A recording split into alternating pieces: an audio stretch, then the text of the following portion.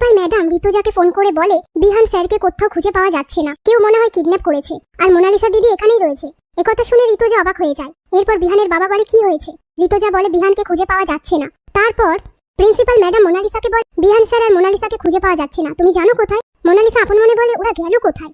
তখনই মোনালিসার দাদু সেখানে এসে মোনালিসাকে সেখান থেকে নিয়ে পুলিশ স্টেশনে আসলে পুলিশ মোনালিসাকে বলে আচ্ছা কি ঘটনা ঘটেছিল আমাদের খুলে বলুন। তখন মোনালিসা সবকিছু খুলে বলে। এরপর মোনালিসার দাদু মোনালিসাকে বলে তোমায় কেউ কিছু জিজ্ঞেস করলে কিচ্ছু বলবে না, এখান থেকে চুপচাপ চলে যাও। ওদিকে কয়েকজন মিলে বিহানকে ধরে একটা ঘরে নিয়ে আসে, আর বিহানকে যে কিডন্যাপ করেছে সেও আসে।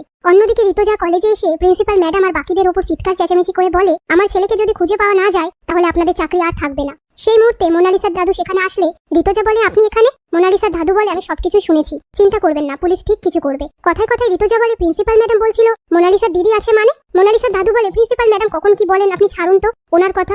এইসব কথার মধ্যে পুলিশ সেনাপতি আর তার বন্ধুদের ঋতুজার সামনে আনলে ঋতুজা সেনাপতিকে বিহান কোথায় আছে সেই ব্যাপারে জিজ্ঞেস করলে পাশ থেকে সেনাপতির বন্ধু বলে দেয় যে আমরা কিচ্ছু জানি না, যা করা সেনাপতি করেছে। তখনই সেনাপতি বলে আমি বিহান স্যারকে মারার প্ল্যান করেছিলাম, তবে আমার বন্ধুরা পৌঁছানোর আগেই বিহান স্যারকে কেউ কিডন্যাপ করে নিয়েছে। একথা শুনে ঋতুজা পুলিশকে বলে ওকে নিয়ে গিয়ে উদ্ধম দিন। তারপর সেনাপতিকে সেখান থেকে নিয়ে গেলে মোনালিসার দাদু পুলিশকে বলে আমার তো মনে হচ্ছে ও কিচ্ছু জানে না, তবে ওকে অবজারভেশনে রাখুন, আসল অপরাধী কে সেটা খুঁজে বার করুন। আমার তো মনে হয় কোনো টেররিস্ট অর্গানাইজেশনও হতে পারে। পুলিশ অফিসার বলে ওকে লেটস সি, এই বলে সেখান থেকে চলে যায়।